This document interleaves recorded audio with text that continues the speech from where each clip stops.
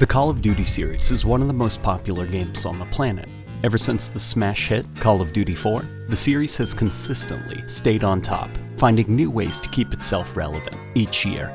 In a series full of iconic incarnations of real-world weaponry, it's fitting that we look at one of the most iconic pistols in the Call of Duty franchise, if not gaming as a whole. From the beaches of D-Day to the cybernetic battles of the far future, it's time to look at every incarnation of the M1911. I want to thank J.R. Izzo of the Zombies community for helping me not just get the footage for this, but informing me on behind-the-scenes information about the weapon. I want to also thank Rin from the Halo community, whose knowledge on Modern Warfare Remastered is almost unparalleled, and Savo Prowler, who acted as my gun guy for the video. If there's any Call of Duty community members or ex-developers who want to reach out and help inform my videos, provide behind-the-scenes information, data, trivia, just things to make the videos better, my Twitter DMs are always open, and I look forward to hearing from you. With a budget of $4.5 million, a team of less than 30 people, and a desire to create one of the best squad-based World War II games on the market, a lot of time and effort went into making the first Call of Duty an instant hit for PC audiences. It's here where the 1911's journey begins. The Colt 45, as it's called, is based on the real-world M1911A1 model, and it sports a rather meaty sound and satisfying recoil animation, which helps sell the power of the weapon in close-quarter situations. Interestingly, when aiming down the sights, the player's avatar droops the front of the weapon a bit too low, which means the sights aren't actually properly aligned, making the accuracy of the weapon a bit confusing. A bit of real-world history is that the pistol is held with two hands in the first Call of Duty game. But during the Second World War, most troops were actually taught to use their pistols in one hand, treating the pistol almost like you would a pointer finger as a method of instinctively aiming at a target. For greater accuracy, troops could use two hands, but in the heat of a fight, the bullseye, one-handed stance was the most taught method of using a sidearm. It's the secondary weapon that US and British forces have in the campaign, and its role is used for close-quarters firefights when caught in a pinch. Infinity Ward put a lot of time and effort in trying to emulate the combat of the Second World War through gun recoil and handling, and the care they took in making the Colt 45 feel like a true Plan B pistol. When your SMG is empty, makes it feel satisfying and reliable as a tool. It was a strong start for such a legendary weapon. But what do you think?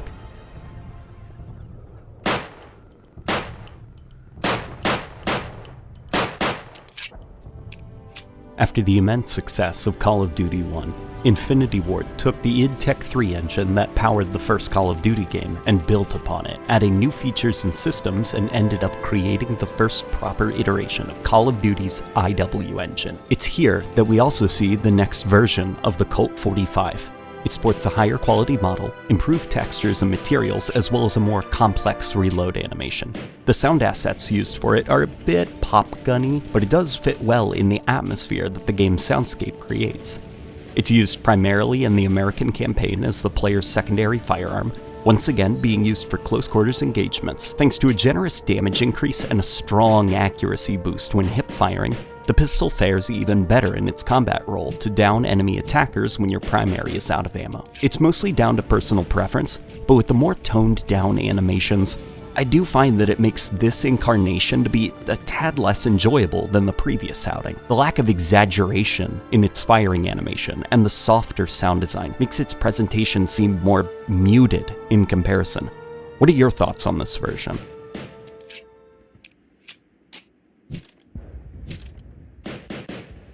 Coming hot off the heels of the spin-off game, Call of Duty 2 Big Red 1, Treyarch was entrusted with their first numbered title in the Call of Duty series. There was a catch though.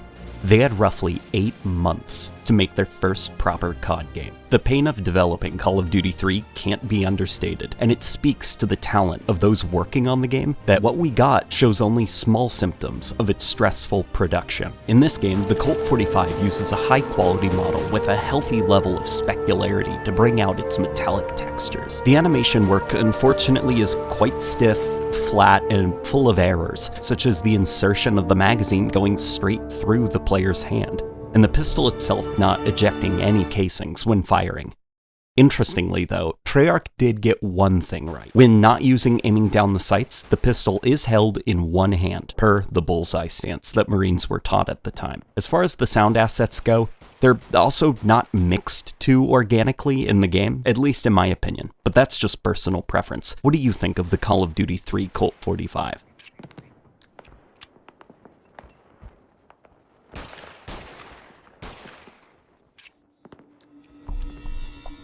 As Infinity Ward's production value and game engine grew in scope, so did their ambitions for the franchise. Call of Duty 4 Modern Warfare was the first time the Call of Duty series dared to take a risk, bringing itself into the era of modern combat. The team put more work than ever into making sure their guns looked and felt real to players. The now called M1911-45 was in a league above previous iterations of the handgun. The weapon itself still uses 7 rounds per magazine and has a rather sharp firing sound, with the engine even adding a heat distortion effect with each gunshot. It's a pretty great sidearm in multiplayer with solid accuracy and damage, but rarely is there ever a reason to run it over, say, the USP-45 or Desert Eagle. It's more or less a sidearm you'd want to pick for personal preference. In campaign, the pistol takes on a greater level of importance, becoming a narrative tool and a symbol of the bond between Captain Price and his new recruit after you use Price's pistol to take down the Russian ultranationalist leader, Imran Zakhaev. A nickel-plated version of the M1911 also exists in the game, but unfortunately it's not accessible to the player without replacing some textures in the game's files. One shot to the chest of Zakhaev kicked off a trilogy of games, and for many, this pistol is considered one of the most iconic weapons in all of Call of Duty. But Treyarch would be returning us to the Second World War one last time before joining Infinity Ward in the march through history.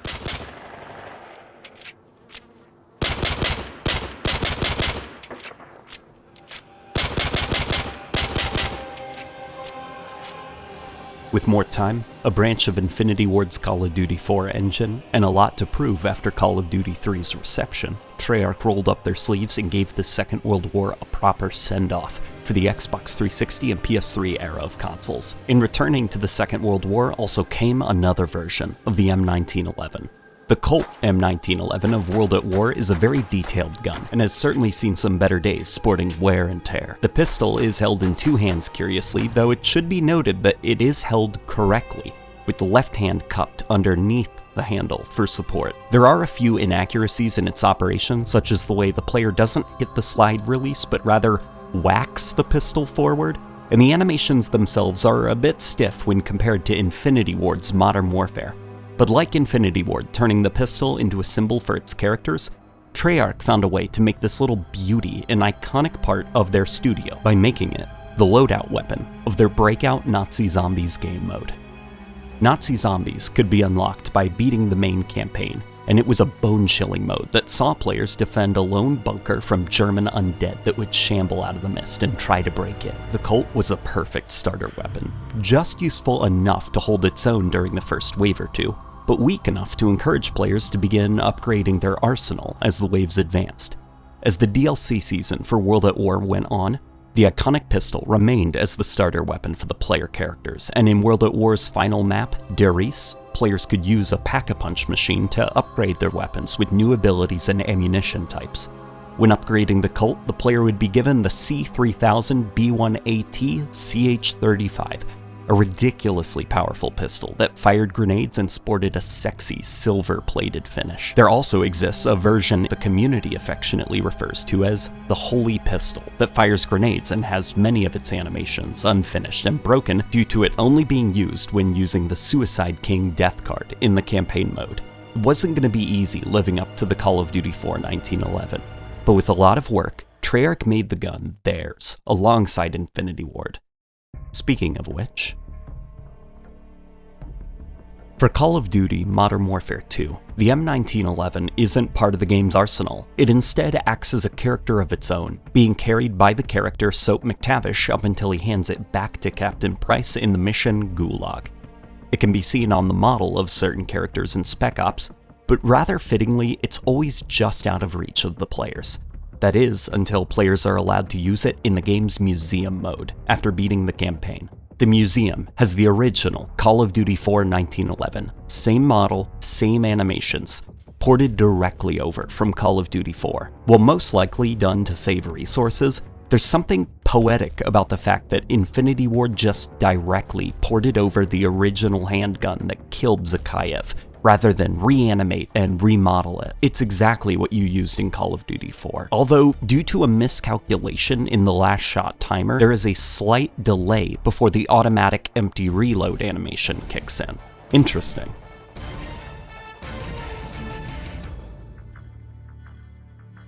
While World at War is certainly looked back on fondly, Black Ops was to Treyarch what Call of Duty 4 was to Infinity Ward. Finally, the studio had a smash hit game that spawned a sub-franchise within Call of Duty. Taking place in the Vietnam War, Call of Duty Black Ops saw the player use a variety of weapons, some old, some experimental, and some very familiar. The M1911 makes a return as the starter weapon for the Zombies mode, as well as one of the best sidearms in the multiplayer. No! Off the bat, the animation quality is significantly improved from World at War's with an expert level of weight and style. Strong sound design also complements the animations, with a memorable, boomy firing sound, and satisfying, if a bit overused, stock sound effect for its reload that was popular at the time. The pistol is given a two-toned look in the campaign, while the multiplayer and Zombies mode is fitted with a reflective silver plating. When upgrading the weapon in the Zombies mode, the player dual wields the explosive Mustang and Sally, which fires grenades. In the Wii build of the game, the M1911 completely lacks its silver-plated finish, and even uses a different firing sound. The multiplayer version of the M1911 is a bit hard to recommend due to it often being overshadowed by the CZ75, but there are those who would swear by it due to its high close-range damage. Many people consider this to be Treyarch's best iteration of the M1911. With its flashy silver plating, satisfying sounds, controller feedback, and slick animations, it's easy to see why. But what do you think?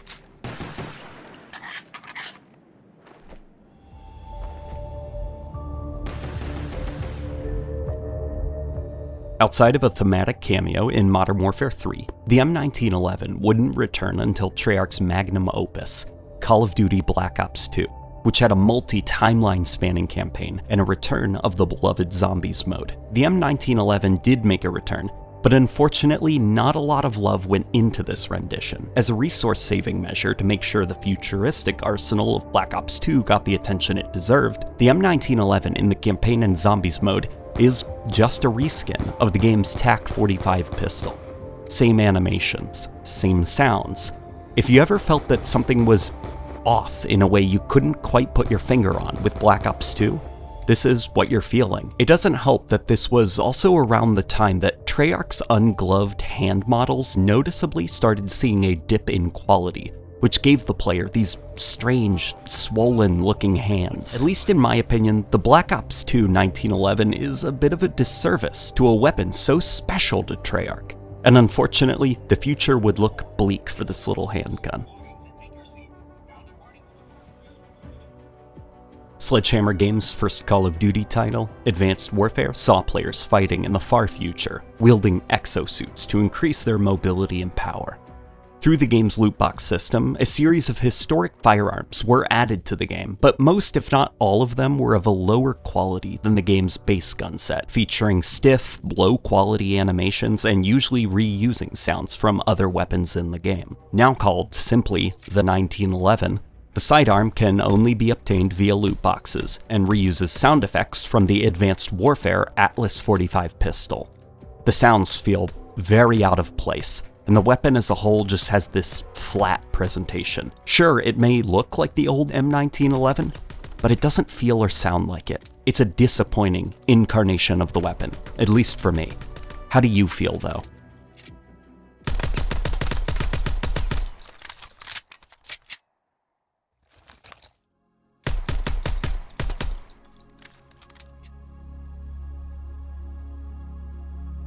Black Ops 3 was the first game Treyarch released on the then next-gen consoles, the Xbox One and PS4, and with one of the most robust zombie experiences to date, a content-packed multiplayer suite, a co-op campaign, Dead Ops Arcade, free run mode, etc. Arguments are made that it's one of the best money value Call of Duty titles of all time. Around the time that the game's Zombie Chronicles DLC was released, the 1911 was added to the loot box pool, so now you had the 1911 in both the Zombies mode and the multiplayer again. But how was Treyarch's next-gen take on this iconic weapon of theirs?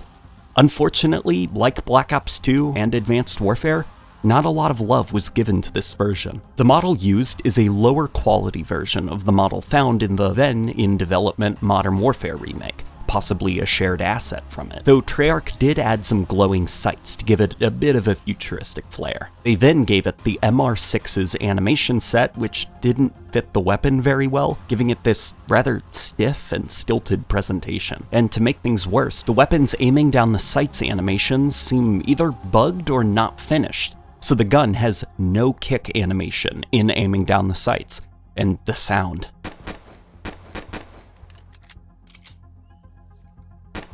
It's quite flat, crunchy, and rough sounding, a far cry from the hand cannon that was the Black Ops version.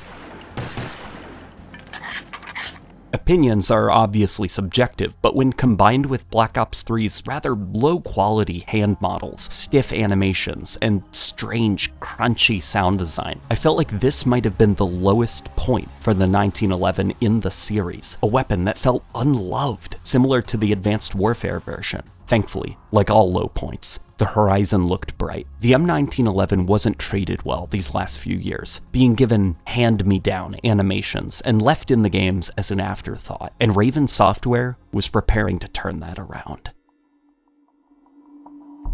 Modern Warfare Remastered was made by Raven Software, using a modified version of the Advanced Warfare game engine. It's a loving remake of the game that revolutionized the shooter genre, and its take on the M1911-45 is a sight to behold. The sound design, animation work, and presentation is very faithful to the original weapon, but with every inaccuracy in its operation corrected. The gun model itself is also highly detailed. What was once just flat textures and baked-in lighting and shadow is now properly modeled into the weapon itself. It's a pity Raven weren't also put to work on the Modern Warfare 2 Remastered, which uses the same weapons and engine, because their work in Call of Duty 4 Remastered is a sight to behold. How do you think it stacks up to the original?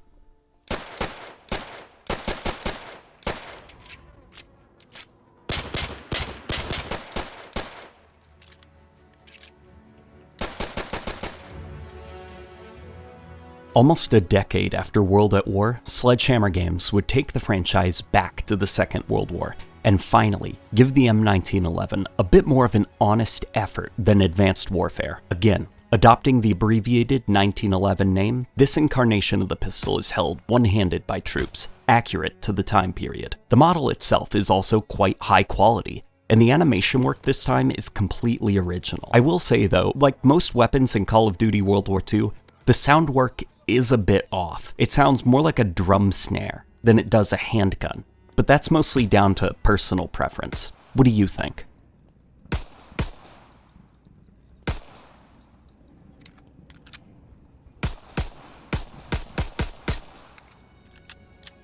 The weapon itself is a solid, if unremarkable, sidearm, not really standing above other DLC sidearms. In the Nazi Zombies mode, the 1911 is significantly stronger than its past versions, made stronger when using high-caliber rounds to increase headshot damage. When upgrading the 1911, it becomes the Bacon and Eggs, which fires explosive rounds that don't damage the player, making it an excellent backup weapon for clearing zombies.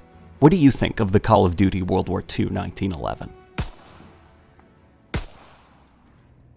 The 1911 made one last outing in Call of Duty Mobile before the Warzone era of Call of Duty landed. In this game, it uses the Black Ops 3 animations, albeit with a funny upgrade. They actually animated the recoil when aiming down the sights, making the mobile version slightly improved over the console version.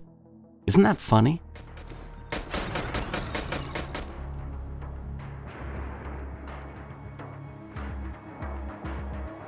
Featuring the latest version of the Infinity Ward engine, Call of Duty Modern Warfare was a reboot of the classic original, using remixed versions of classic characters and gaining a renewed focus on authenticity in how weapons were operated, while making sure to retain that classic Call of Duty fun. You're losing control.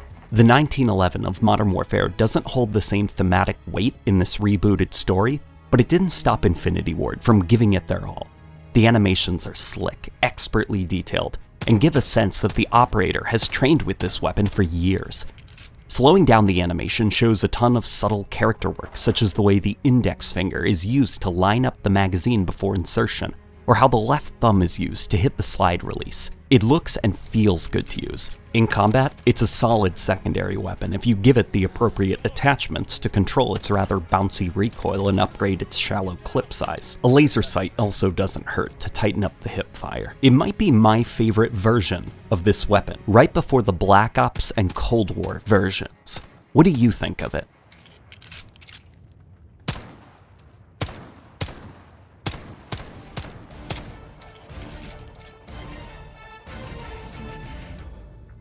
In 2020, Treyarch delivered to players a spin-off of the Black Ops series titled Black Ops Cold War.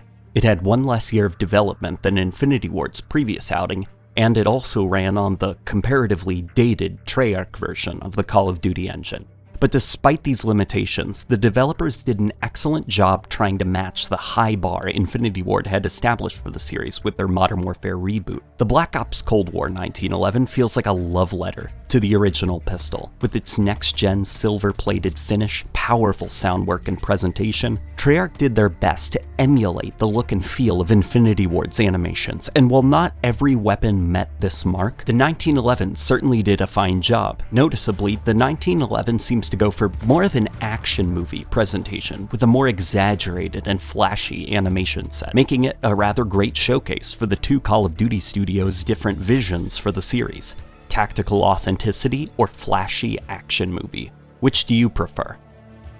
In multiplayer, it's a fine if a bit overlooked sidearm when running the correct attachments, and in the loadout-driven Cold War Zombies mode, it's rarely chosen by players who opt for rifles and shotguns. It's also the first 1911 in all of Zombies to not become explosive when pack-a-punched, simply becoming the pain, and when dual-wielding, you turn it into the pain and suffering. It's a rarely looked at version of the pistol, which is a shame, but what do you think of the Cold War 1911?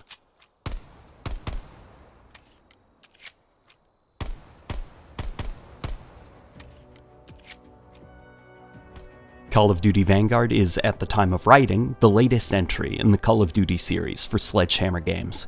It takes place during the Second World War and uses the Modern Warfare game engine, ditching Sledgehammer's internal branch of the Call of Duty engine, last seen in Call of Duty World War II and the Modern Warfare II remake. This version of the 1911 uses a model more frequently seen during the First World War, and due to the view model, it appears rather small in the player's hands. It's also worth noting that the animations used in-game seem more inspired by operator techniques developed during the 80s to the 2020s, very out of place for a game set in the 40s, and currently some even appear bugged on certain operators.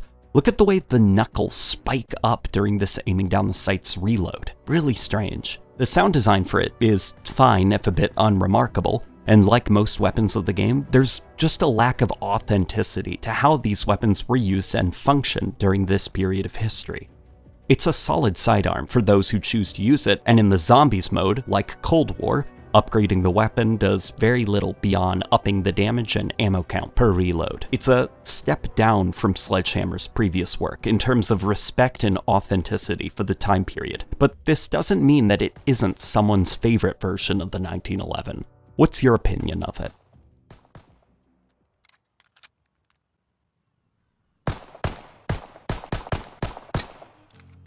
We've just gone through most if not all versions of the M1911 in Call of Duty's history. What's your favorite version of the M1911 and for what reason? It can be something as simple as the way it looks to the way it feels and handles. This marks the first episode of the Evolution series that's not based off a Halo game, and more are on the way.